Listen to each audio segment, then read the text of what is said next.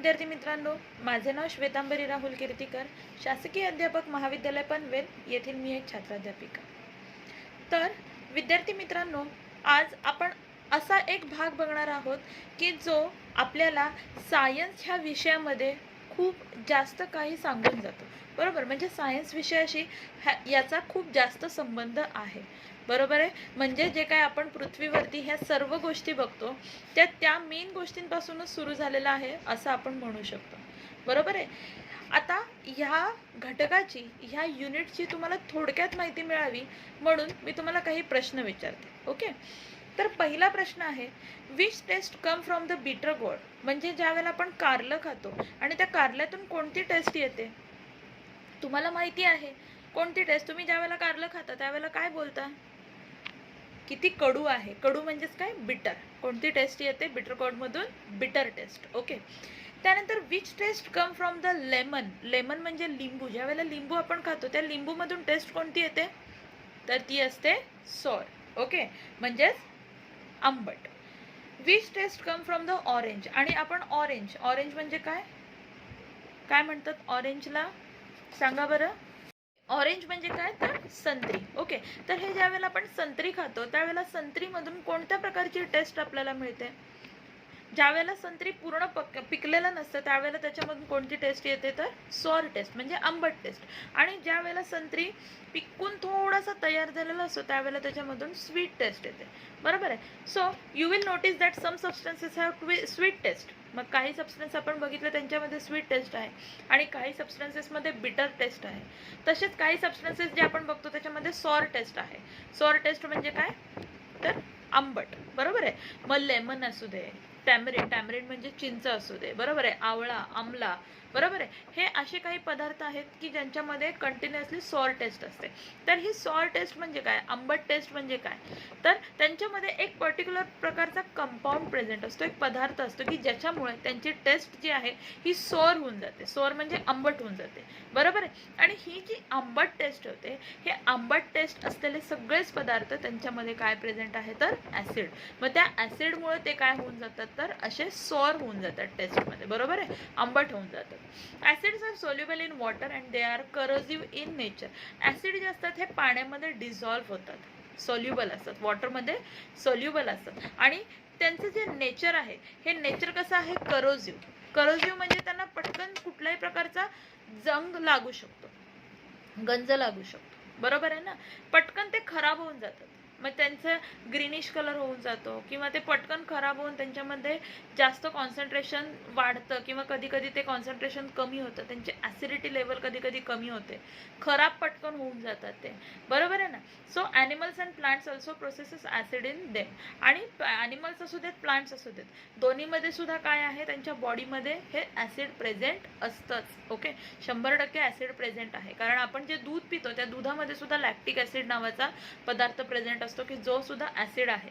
बरोबर आहे. आणि हे जे फ्रुट्स खातो आपण वेगवेगळे त्यातही ॲसिड आहे. आपल्या बॉडीमध्ये सुद्धा ॲसिड आहे. आपल्याच बॉडीमध्ये काय? तर ॲनिमल्स आणि प्लांट्सच्या पण बॉडीमध्ये ॲसिड प्रेझेंट असतात. ओके. Acid present in food stuff are called as a natural acid. जे नॅचरली ज्या फूड स्टफमध्ये प्रेझेंट असतात, म्हणजे जे नेचरमध्ये ग्रो होणारे हे जे प्लांट्स आहेत, बरोबर आहे, त्यांच्यामध्ये नॅचरली हे ॲसिड प्रेझेंट असतं. बरोबर आहे. त्याला आपण नॅचरल ॲसिड किंवा कार्बोनिक ॲसिड असं म्हणतो. बरोबर आहे. ज्या पदार्थांमध्ये नॅचरली प्रेझेंट आहे त्याला आपण नॅचरल ॲसिड म्हणू शकतो. ते जाणून बुजून ह्युमन्सनी तयार नाही केलेलं आहे. बरोबर ना. मग त्यांना आपण काय म्हणतो? नॅचरल ॲसिड किंवा त्याचं दुसरं नाव आहे carbonic acid. This acid being weak in nature are called as a weak acid. कसं असतं ॲसिड? ॲक्च्युली ॲसिड आपण नाव घेतलं की ॲसिड म्हटलं की सगळ्यांना भीती वाटते. ॲसिड नेहमीच कसे असतात? स्ट्रॉंग असतात. बरोबर आहे.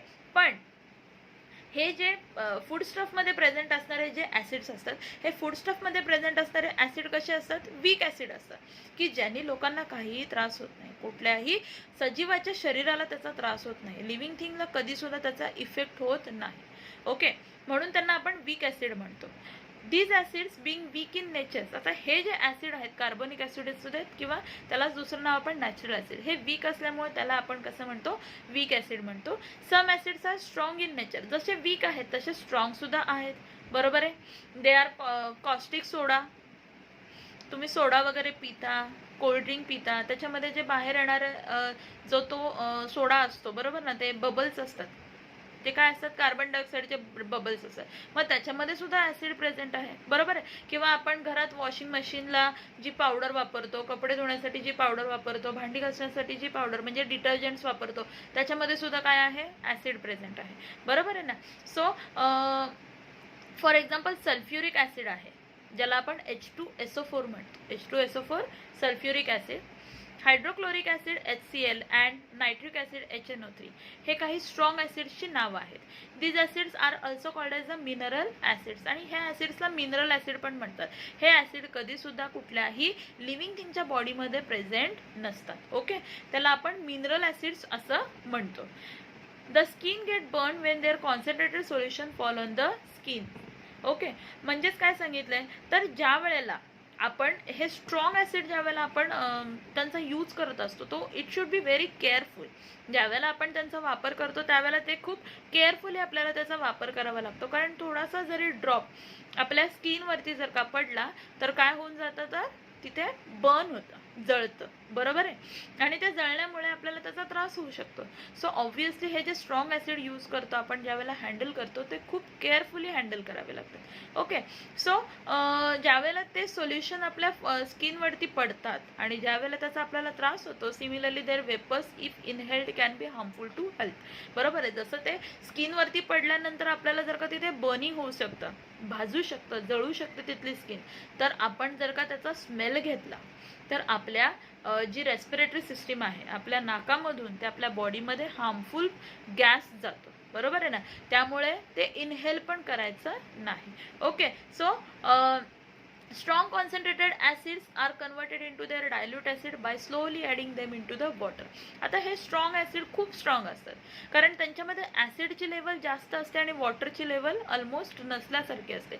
पण ह्याच जर का स्ट्रॉंग ऍसिडला तुम्हाला जर का थोडासा त्याचा स्ट्रॉंगनेस जो आहे तो वीक कडे न्यायचा असेल, तर त्यावेळेला तुम्ही त्याच्यामध्ये काय करू शकता, हळूहळू थोडं थोडं करत वॉटर ऍड करू शकता, आणि जसं जसं तुम्ही वॉटर ऍड कराल तसं तसं ते जे डायल्यूट ऍसिड ते जे स्ट्रॉंग ऍसिड आहे ते डायल्यूट ऍसिड व्हायला सुरुवात होते. Okay, so such dilute acid are less harmful than their corresponding strong acid. मग हे जे स्ट्रॉंग ऍसिड असतात की जे स्किनवर पडल्यानंतर लगेच तिथे बर्न होतं, बर्निंग सेन्सेशन होतात, किंवा आपण इनहेल केलं तर त्याचा आपल्याला त्रास होतो, त्याच्याऐवजी हे जर का डायल्यूट ऍसिड आपण जर का यूज केले तर हे डायल्यूट ऍसिडने आपल्याला काय होतं, तर कुठल्याही प्रकारचा त्रास होत नाही. मग ते जरी सेम HNO3 मध्ये जरी वॉटर ऍड केलं, ओके, हायड्रोक्लोरिक ऍसिड मध्ये जरी आपण वॉटर ऍड केलं, सुरुवातीला ते स्ट्रॉंग ऍसिड आहे पण त्याच्यामध्ये वॉटर ऍड केल्यानंतर ते डायल्यूट हायड्रोक्लोरिक ऍसिड तयार होणार आहे, की ज्याच्यामध्ये आपण पाणी घातलेलं आहे आणि आता त्याचा आपल्याला काही त्रास होऊ शकत नाही, म्हणजे खूप कमी ते हार्मफुल असतं. Okay, if you taste dilute solution of baking soda you will find it astringent और बिटर. ज्या वेळेला डायल्यूट गोष्टींची ज्या वेळेला आपण टेस्ट घेतो, मग बेकिंग सोडा असू देत काही, मग त्याची आपल्याला टेस्ट अशी कडू अशी लागते, बिटर लागते, किंवा ॲस्ट्रिजंट पिल्यासारखं वाटतं. सबस्टन्सेस हॅव्हिंग ॲस्ट्रिजंट किंवा बिटर टेस्ट, ज्या वेळेला बिटर टेस्ट लागते आपल्याला कुठल्याही सबस्टन्सेसची, त्याला आपण काय म्हणतो, तर बेस म्हणतो. जसं ऍसिड आहे तर ऍसिडला दुसरा पार्ट काय आहे, तर बेस. ओके, ज्या सबस्टन्सेसची टेस्ट बिटर असते अशा प्रत्येक सबस्टन्समध्ये काय प्रेझेंट आहे, बेस प्रेझेंट आहे. ओके, जसं आपल्याला फॉर एक्झाम्पल बघायचं झालं तर कॉस्टिक सोडा, खाण्याचा सोडा जो वापरतो, त्याच्यामध्ये काय प्रेझेंट आहे, बेस प्रेझेंट आहे. Okay, bases are completely different from acid. बेस वेगळा आहे आणि त्याच्या कम्प्लीट अपोजिट काय असतात, तर ऍसिड असतात. Chemically they have properties opposite to that of the acid. मग प्रॉपर्टीज जर का ऍसिड आणि बेसच्या आपण जर का बघितल्या तर टोटली कशा असतात, डिफरंट असतात. ऍसिडच्या प्रॉपर्टी आणि बेसच्या प्रॉपर्टी दोन्ही पण कशा असतात, वेगवेगळ्या असतात. They are also inflammatory to the skin. Base सुद्धा तेवढेच हार्मफुल आहेत जेवढे ऍसिड असतात, बट त्यांचं कॉन्सन्ट्रेशन जे आहे ते कॉन्सन्ट्रेशनमध्ये थोडेसे वरखाली चेंजेस असतात. We know that distil water is tasteless. आपण ज्यावेळेला डिस्टिल वॉटर ज्या वेळेला बघतो त्यावेळेला ते डिस्टिल वॉटर कसं असतं, टेस्टलेस असतं, म्हणजे ते ऍसिड सुद्धा नाही, ते बेस सुद्धा नाही, ते न्यूट्रल असतं. ओके, जे रेग्युलर वॉटर आपण बघतो ते रेग्युलर वॉटर कसं असतं, म्हणजे त्याच्यामध्ये कुठल्याही प्रकारची टेस्ट नसते बरोबर, म्हणजे ते ऍसिडिक पण नसतं आणि बेसही नसतं. ओके, सो वॉटर, त्यामुळे वॉटर आपण काय म्हणतो, water is neutral in nature. Water कसं आहे, न्यूट्रल आहे. बरोबर आहे. लक्षात आलंय समजा सगळ्यांच्या ऍसिड काय आहे, बेस काय आहे, कन्सेप्ट काय आहे, सगळ्यांना समजलंय का? ठीक आहे. त्यानंतर आपण मूव्ह ऑन करणार आहोत इंडिकेटरकडे. Okay, so the substances which are neither acidic nor basic. बरोबर आहे. काही सबस्टन्सेस असे असतात की जे ऍसिडिक पण नाहीत आणि काही बेसिक पण नाहीत, दोन्ही प्रकार नाहीत. मग ते काय असतात? ते केमिकली इनर्ट इन नेचर. मग नेचरमध्ये ते केमिकली इम्पॉर्टंट पण असतात, जे काही रिॲक्शन स्टार्ट करतात, पण ते बेसही नाहीत आणि ऍसिडही नाहीत, पण रिॲक्शन स्टार्ट करण्यासाठी मात्र त्याचा यूज केला जातो. बरोबर आहे. टचिंग और टेस्टिंग ऑफ ऍसिड और base is very harmful and hence typical indicators are use to recognise them. आता आपण जर का एखादी गोष्ट घेतली, बरोबर, एखादं लिक्विड आपण घेतलं, ते लिक्विड आपल्याला आता बघायचं आहे की ते ऍसिड आहे की बेस आहे. बरोबर आहे. आणि मग ते ऍसिड आहे की बेस आहे हे टेस्ट करण्यासाठी आपण काय करतो तर इंडिकेटर्सचा वापर करतो. त्या इंडिकेटर्सचा वापर करून आपल्याला काय कळतं तर ते जो सबस्टन्स आपण तो घेतलेला आहे तो सबस्टन्स काय आहे, बेस आहे की ऍसिड आहे, ह्या इंडिकेटर्सचा वापर करून आपण लक्षात आणू शकतो. The substance which change their colour in presence of acid और base are called as the indicator. So here is the definition of indicators which you have to remember it. Okay, काय डेफिनेशन आहे? The substance which change their colours. असे substances जे काय करतात, colour change करतात. कधी colour change करतात? In presence of acid और बेस. ऍसिड किंवा बेस हे जर का प्रेझेंट असते तर ह्या ऍसिड आणि बेसच्या प्रेझेन्समध्ये ज्या वेळेला हे सबस्टन्सेस कलर चेंज करतात त्याला आपण काय म्हणतो तर इंडिकेटर म्हणतो. काय म्हणतो? इंडिकेटर. ओके, सो मेनली हे जे इंडिकेटर्स आहेत हे लॅबोरेटरीमध्ये तुम्हाला एक्सपेरिमेंट्स दाखवण्यासाठी यूज केले जातात. तर indicators in laboratory, litmus paper is mainly use to test alkali और बेस. ओके, अल्कलीला दुसरं नाव काय आहे? बेस. जर का हे तुम्हाला टेस्ट करायचं असेल किंवा ऍसिड किंवा बेस हे जर का तुम्हाला टेस्ट करायचं असेल तर त्यासाठी लिटमस पेपर वापरला जातो. The paper is made by an extract of lichen plant. Okay, lichen नावाचं जे प्लांट आहे त्या प्लांट पासून हा लिटमस पेपर तयार केला जातो. इट इज रेड और ब्ल्यू कलर. दोन कलर असतात त्याच्यामध्ये, एक रेड कलरचा असतो आणि एक दुसरा असतो तो ब्ल्यू कलरचा असतो. Blue litmus paper turns red on dipping in acid. ज्या वेळेला तुम्ही ब्ल्यू कलरचा जो पेपर असणार आहे तो ब्ल्यू कलरचा पेपर ऍसिड मध्ये डिप केला तर त्याचा कलर कुठं होतं तर रेड कलर होतं. ओके, म्हणजेच त्याच्यावरून काय इंडिकेट होतं? ब्ल्यू कलर जर का ऍसिड मध्ये डिप केल्यानंतर रेड कलर कन्वर्ट झाला तर त्याचा मिनिंग काय होतं तर की ते जे लिक्विड आहे ते काय आहे? ऍसिड आहे. ओके, आणि जर का आपण रेड कलरचा पेपर घेतला, रेड कलरचा लिटमस पेपर घेऊन बेसमध्ये आपण जर का तो डिप केला तर त्याचा कलर कोणता टर्न होतो? ब्ल्यू. की त्याच्यावरून आपण काय डिसाईड करू शकतो की ते जे लिक्विड आहे ते काय आहे? बेस आहे. ओके, सर्वांच्या लक्षात आलं. एक्झाम्पल म्हणून इंडिकेटर्सची नावं सांगते. फिनॉल्फ्थेलिन नावाचे एक इंडिकेटर आहे, त्यानंतर मिथाइल ऑरेंज आणि मिथाइल रेड असे तीन अजून भरपूर आहेत, पण हे तीन तुम्हाला एक्झाम्पल दिलेले आहेत. ह्या तीन एक्झाम्पल वरून तुमच्या लक्षात येईल की त्यांच्या नावावरून, ओके, की हे इंडिकेटर्सची नावं पण कशी असतात. बरोबर आहे. काय काय नावं सांगितली मी? फिनॉल्फ्थेलिन, मिथाइल ऑरेंज, मिथाइल रेड असे काही इंडिकेटर्स जे नेचरमध्ये प्रेझेंट आहेत. बरोबर, सगळ्यांच्या लक्षात आलं. आता आपण लॅबोरेटरी इंडिकेटर बघितला. आता ह्यानंतर आपण बघणार आहोत डोमेस्टिक इंडिकेटर. डोमेस्टिक इंडिकेटर म्हणजे काय असतात तर availability of laboratory indicator are called natural indicators can be made by using several domestic substance. हे जे नॅचरल जे इंडिकेटर्स आहेत जे रेडी असतात इंडिकेटर्स कुठे तर लॅबोरेटरीमध्ये. तर हे लॅबोरेटरीमध्ये तयार झालेले जे इंडिकेटर्स आहेत ते काही डोमेस्टिक सबस्टन्सेसने, डोमेस्टिक पदार्थांनी यूज केले जातात, तयार केले जातात. You must have seen yellow food stain turning red after washing with the soap. तुमच्या लक्षात कधी आलं असेल तर बघा, हळद लागली असेल कुठल्याही कपड्याला आणि हळदीवरती ज्या वेळेला आपण साबण लावून धुतो, कपड्याचा साबण त्याला लावतो त्यावेळेला त्या सोपमुळे ना त्या रेड कलर टर्न होतो. बरोबर आहे ना?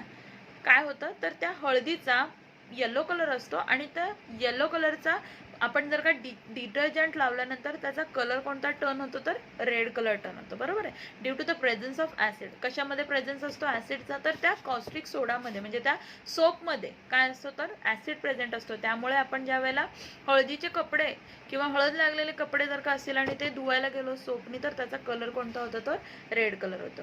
Okay, this colour changes is a result of chemical reaction. आणि मग रिॲक्शन कशामध्ये झाली? टर्मरिक आणि सोपमध्ये. बरोबर आहे. ती काय होते? रिॲक्शन होते. Here turmeric act as on indicator. आणि मग इथे इंडिकेटर म्हणून कोणी काम केलं? टर्मरिकने. बरोबर आहे.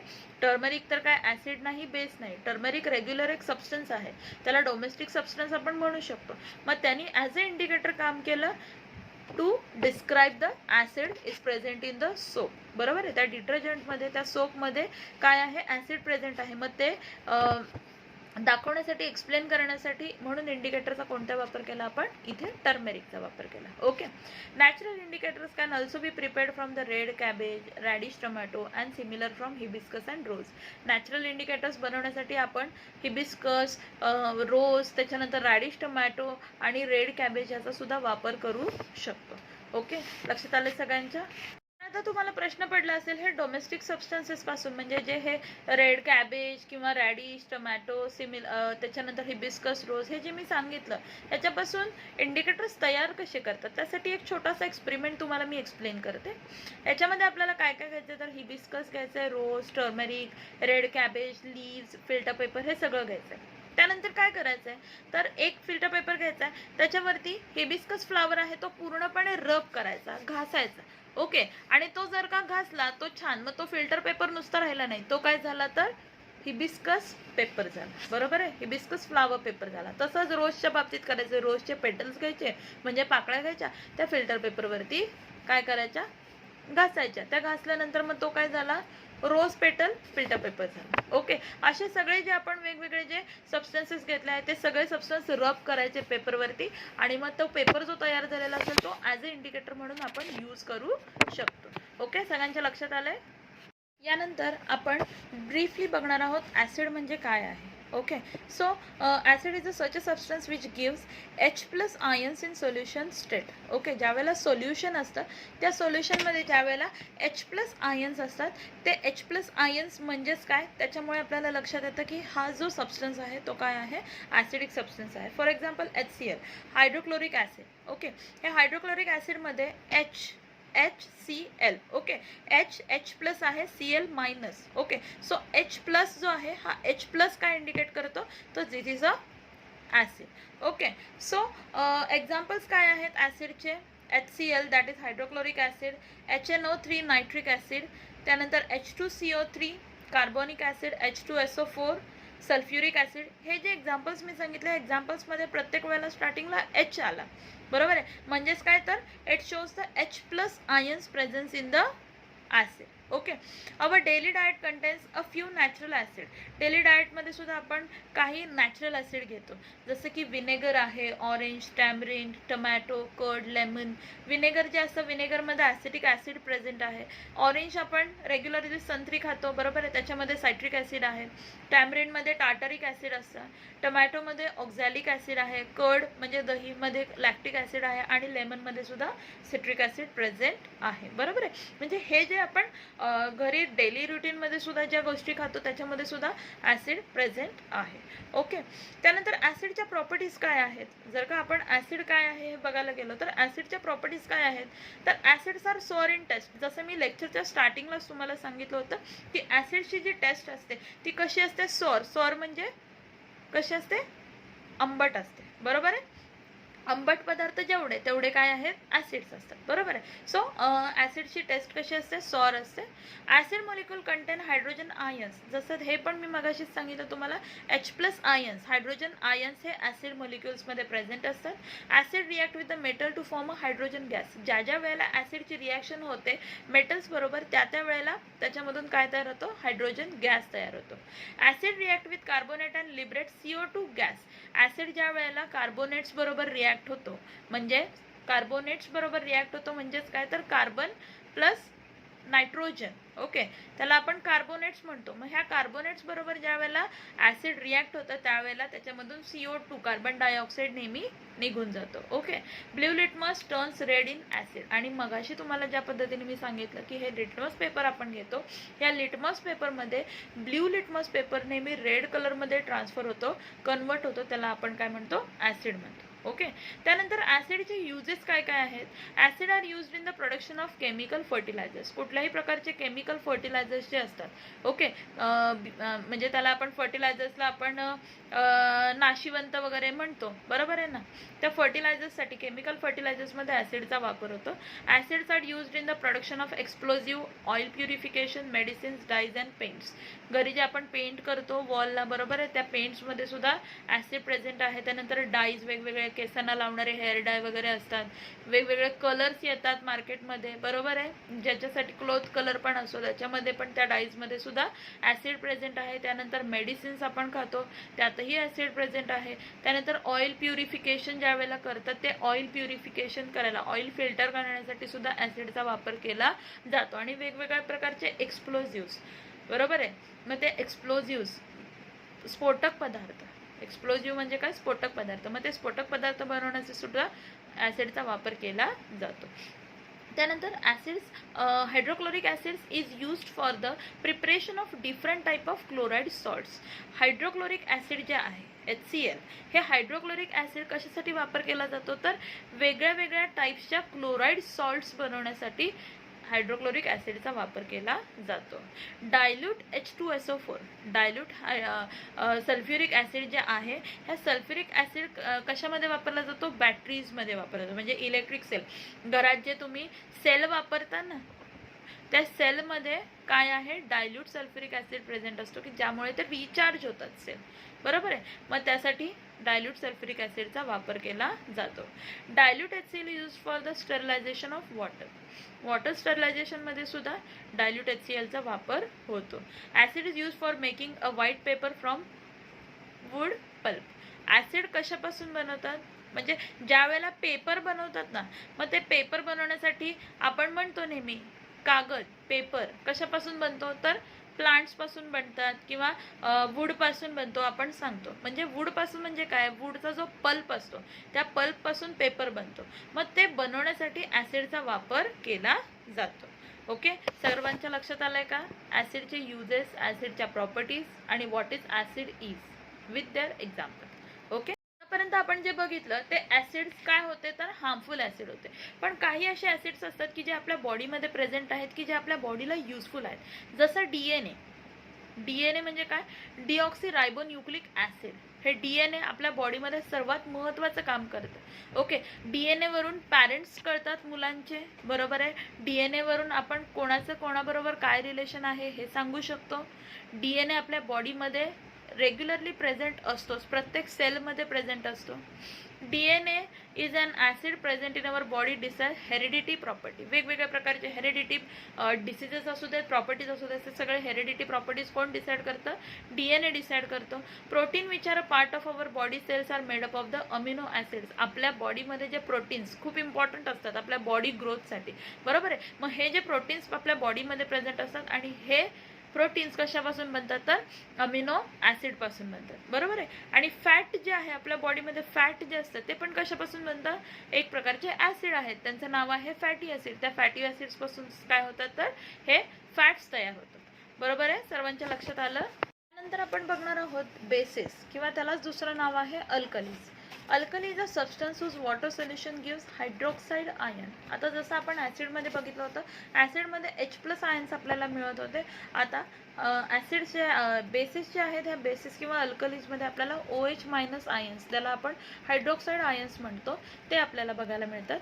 त्याची थोडक्यात एक रिॲक्शन आहे NaOH म्हणजे सोडियम हायड्रॉक्साईड. ओके, NaOH मध्ये Na+OH-. OH आलाच म्हणजेच काय, तर हे अल्कली आहे.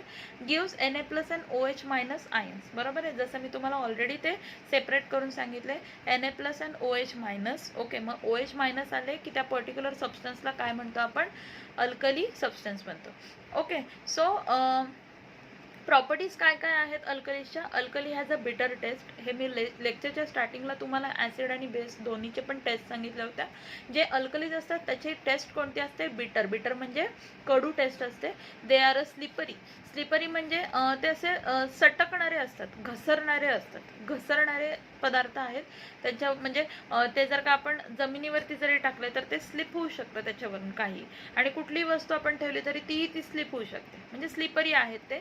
Alkali contains hydroxide as a main constituent म्हणून OH- त्यांच्यामध्ये हायड्रोक्साईड आयन प्रेझेंट असतो. Metal oxides are generally alkaline in nature, आणि मेटल ऑक्साइड्स जे असतात हे metal oxides mostly, metal oxides म्हणजे काय, मेटलची रिॲक्शन कशाबरोबर होते, ऑक्सिजन बरोबर होते. मग हे जे मेटल ऑक्साइड्स आहेत हे मेटल ऑक्साइड्स कसे असतात नेचरमध्ये, अल्कली नेचरचे असतात. ओके, आता तुम्ही आतापर्यंत अल्कली आणि ॲसिड असे दोन वेगवेगळे टाईप बघितले. आता आपण जो पुढचा टाईप बघणार आहोत तो आहे न्यूट्रलायझेशन. हे न्यूट्रलायझेशन म्हणजे एक्झॅक्टली काय आहे, जसं आपण ॲसिडमध्ये बघितलेलं H+ आयन्स बघितलेलं ज्याला हायड्रॉक्साईड आयन्स म्हणतो. अल्कलीमध्ये किंवा बेसिसमध्ये आपण काय बघितलेलं, OH- ज्याला आपण काय म्हणतो तर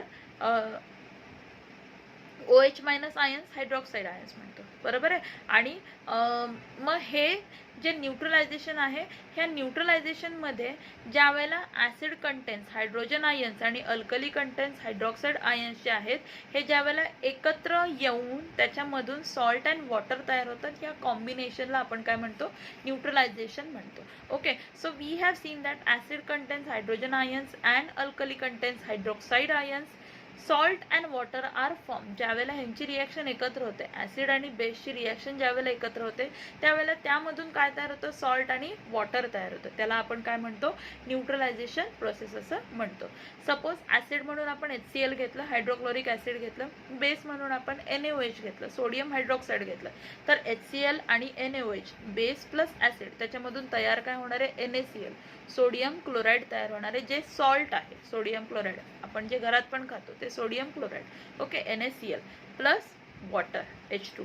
ओके, मग ही जी रिॲक्शन झाली ह्या रिॲक्शनला आपण काय म्हणतो, न्यूट्रलायझेशन प्रोसेस असं म्हणतो. ओके, सर्वांच्या लक्षात आलेलं आहे. विद्यार्थी मित्रांनो, आज आपण ॲसिड आणि बेस असे महत्त्वाचे दोन पार्ट्स बघितलेले आहेत, त्याचबरोबर आपण न्यूट्रलायझेशन सुद्धा बघितलेलं आहे. ओके, तर शॉर्टली आपण बघूया सुरुवातीपासून आपण काय काय बघितलं. आपण सुरुवातीला ॲसिड टेस्ट काय आहे, अल्कलीची टेस्ट काय आहे, ॲसिड कशापासून तयार होतात ते बघितलं. त्यानंतर इंडिकेटर्स बघितले, डोमेस्टिक इंडिकेटर बघितले, लॅबोरेटरी इंडिकेटर बघितले, बरोबर आहे. त्यानंतर आपण काय बघितलं, ॲसिड्सच्या प्रॉपर्टीज बघितल्या, बरोबर आहे. ॲसिड्स कसे यूज होतात, कुठे यूज होतात, ॲसिड्सचे एक्झाम्पल्स काय आहेत ते बघितलं. त्यानंतर आपण बेसेस बघितले, त्याचे डेफिनेशन बघितली, बेसच्या रिॲक्शन बघितल्या.